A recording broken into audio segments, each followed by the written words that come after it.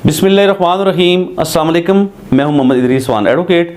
दोस्तों, हमारे बच्चे जो हैं मसाइल का शिकार हैं, और इसमें ख़ासकर वो बच्चे कि जो कानून से मुतसादिम हैं, वो बच्चे जो क्रिमिनल जस्टिस सिस्टम का सामना कर रहे होते हैं, वो बच्चे जो जोविनाइल्स हैं, जिन्हें हम कानून की ज़बान में जोविनाइल्स कहते हैं, जो 18 साल से कम उम्र हैं और कम उम्र ख़ताकार कहते हैं उन्हें, कि जो कानून से मुतसादिम है, जिनके खिलाफ FIR कट जाती है, जो कि किसी भी छोटे या बड़े जुर्म में मुलव्वस हो जाते हैं। और हमारे मुल्क में कवानीन इस हवाले से मौजूद हैं। हमारा जोविनाइल जस्टिस सिस्टम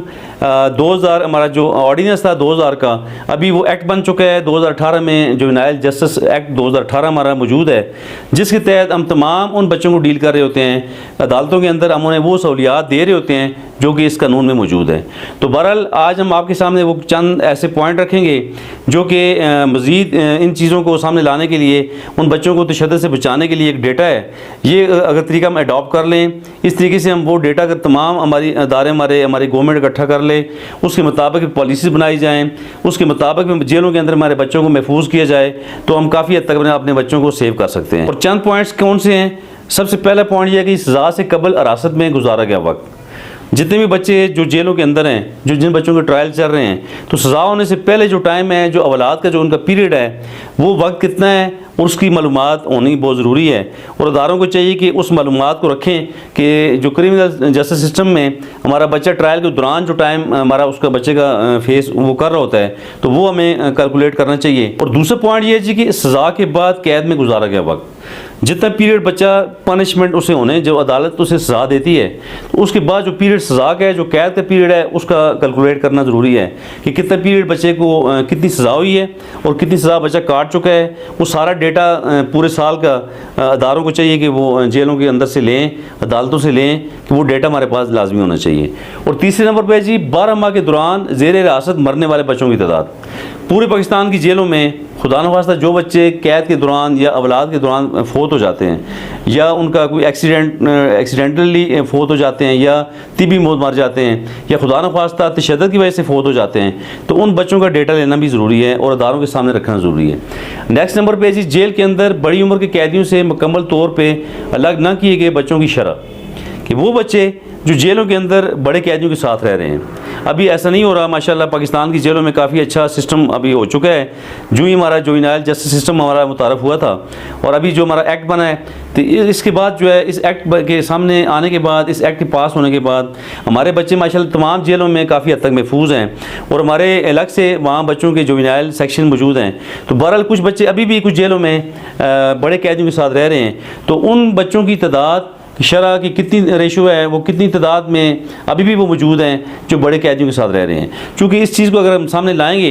अगर ये डेटा हमारे सामने आएगा, हमारे इदारों के सामने आएगा, हमारी अदालतें देखेंगी, तो फिर यकीनन जो बच्चों के साथ होने वाली जिनसी ज़्यादतियाँ जेलों के अंदर, उन्हें हम कम कर सकते हैं। क्योंकि जो बड़े कैदियों के साथ बच्चे रह रहे हैं, उनके साथ जिनसी ज़्यादती के होने के चांसेस बहुत ज़्यादा होते हैं। नेक्स्ट नंबर पर है जी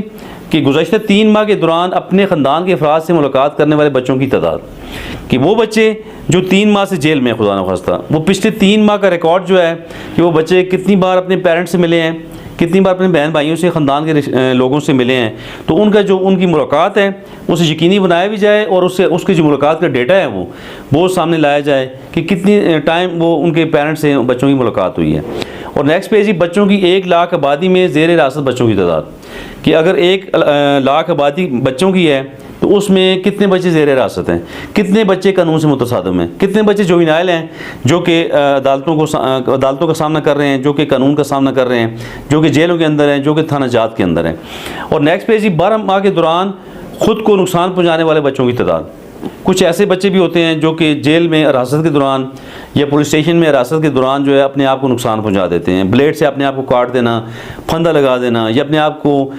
दीवार के साथ सर मार के, या किसी भी तरीके से जो बच्चे अपने आप को नुकसान पहुंचा रहे होते हैं। तो ये इस तरह का जितना भी डेटा है पूरे पाकिस्तान में, तमाम जेलों से, तमाम थाना जात से ये डेटा भी इकट्ठा होना चाहिए कि कितने बच्चों ने अपने आप को नुकसान पहुँचाया है।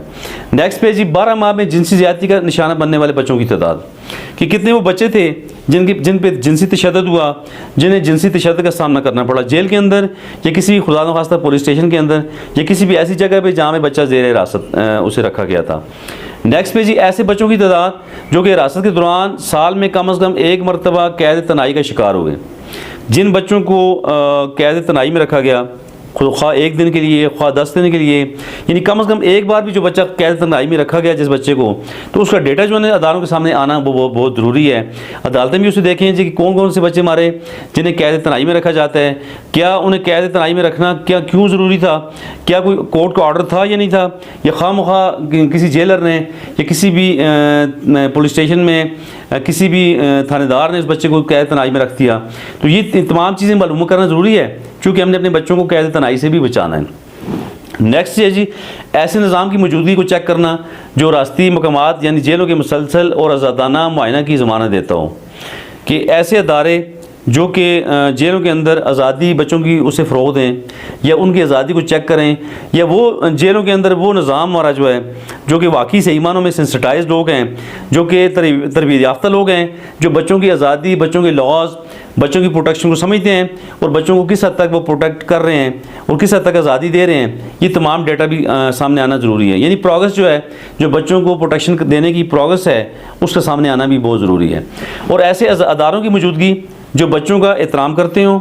और इनके ख़िलाफ़ ताकत के इस्तेमाल में रुकावट हों, यानी तमाम वो अदारे जो बच्चों का एहतराम यकीनी बना रहे हैं, जो बच्चों का ख्याल रख रहे हैं और जो बच्चों के ख़िलाफ़ होने वाली जो ताकत इस्तेमाल होने वाली है उसे रोक रहे हैं, उन तमाम अदारों का भी डेटा जो है हमारे गवर्नमेंट के सामने, हमारी अदालतों के सामने, हमारे तमाम स्टेक होल्डर्स के सामने रखना ज़रूरी है, ताकि हमें ये पता चलता रहे कि कौन कौन से लोग हमारे बच्चों को प्रोटेक्शन फराहम कर रहे हैं और कौन कौन से लोग इनके ख़िलाफ़ तशद्दुद का इस्तेमाल कर रहे हैं, कौन कौन से लोग इन्हें कैद तनाई में डाल रहे हैं, और जितने भी ये उन के साथ होने वाली ज़्यादतियाँ हैं या उनकी फेवर है, इन तमाम चीज़ों को सामने रखना ज़रूरी है। और जो हमारी अदालतों की तरफ से फैसले जात हैं, जिस तरह मिसाल किसी बच्चे को सज़ा हो जाती है तो उस सज़ा के मुताबिक उस बच्चे को जेल के अंदर डील किया जाए, ना कि उससे एक्सीड किया जाए, उससे ज़्यादा कोई किसी की भी किस्म की मुशक्क़त भी नहीं लेनी चाहिए। जो चीज़ें फैसले के अंदर मौजूद हैं उससे बाहर किसी भी सूरत नहीं जाना चाहिए। तो बहरहाल मुझे यकीन है इंशाअल्लाह कि हम अपने बच्चों को महफूज कर लेंगे, और जो हमारे लॉज हैं, जुवेनाइल जस्टिस एक्ट है हमारा, और जितना भी हमारा क्रिमिनल जस्टिस सिस्टम है, हम इंशाअल्लाह उम्मीद करते हैं इंशाअल्लाह कि अगले चंद सालों में हम मज़ीद अपने मुल्क में बेहतरी लाएँगे। काफ़ी हद तक हमारे बच्चे महफूज हैं इंशाअल्लाह, और लॉज का जो प्रोटेक्शन है, जो लॉज की रूह है, उसके मुताबिक वो सहूलतें जो है जी वो एंजॉय कर रहे हैं। तो बहरहाल हमने अपने बच्चों को तमाम जगहों में महफूज करना है, यही हमारा एम है इंशाअल्लाह। और हमारे अदारों से हम उम्मीद करते हैं इंशाअल्लाह कि हमारे अदारे हमारे तमाम कवानीन के मुताबिक अपने तमाम मुल्क में बच्चों को डील करेंगे, और इंशाअल्लाह वो दिन दूर नहीं कि जब हमारे तमाम बच्चे महफूज हो जाएंगे इंशाअल्लाह।